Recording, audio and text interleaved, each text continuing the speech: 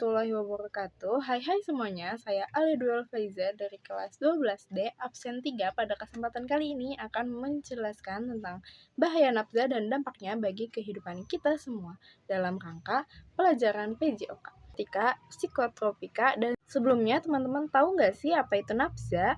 Jadi nafza adalah singkatan dari narkotik adiktif lainnya, dimana ketika zat ini dapat mempengaruhi kerja otak dan fungsi otak sehingga dapat menyebabkan ketergantungan. Selanjutnya kita masuk ke 3 jenis-jenis nafza. Yang pertama ada narkotika.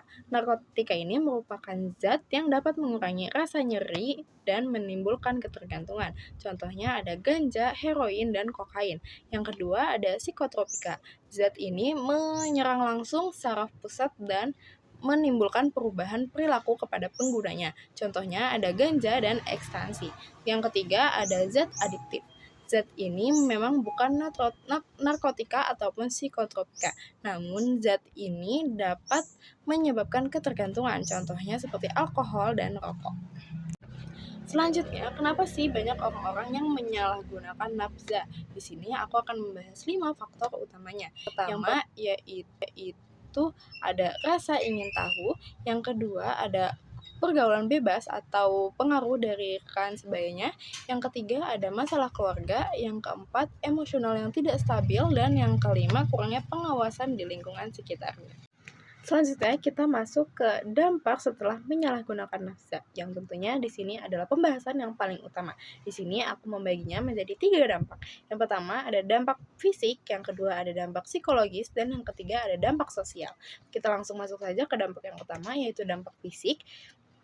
Pada fisik, tentunya kita akan mengalami penurunan daya tahan tubuh. Yang kedua, ada kerusakan organ seperti paru-paru, hati, dan jantung. Yang ketiga, ada gangguan koordinasi tubuh. Dan yang keempat, ada risiko HIV atau AIDS akibat jarum suntik yang dipakai berganti-gantian.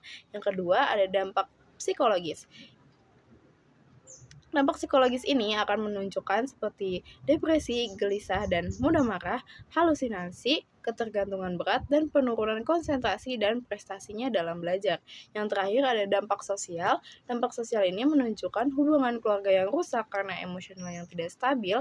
Yang kedua ada perkelahian atau kejahatan, dan yang terakhir putus sekolah. Oke, selanjutnya setelah kita mengetahui dampaknya yang sangat berbahaya dan faktor pendukungnya, alangkah baiknya kita mengetahui cara pencegahan yang dapat dilakukan agar tidak semakin banyak yang terjerumus untuk mengkonsumsi dan menyalahgunakan nafza, yaitu pencegahan dapat dilakukan dengan menolak ajakan teman, yang kedua memilih pergaulan yang sehat, yang ketiga mengikuti kegiatan positif, serta memperkuat pengetahuan tentang nafza. Dan dukungan dari orang tua dan guru justru jelas sangat penting bagi remaja agar tidak mudah terpengaruh.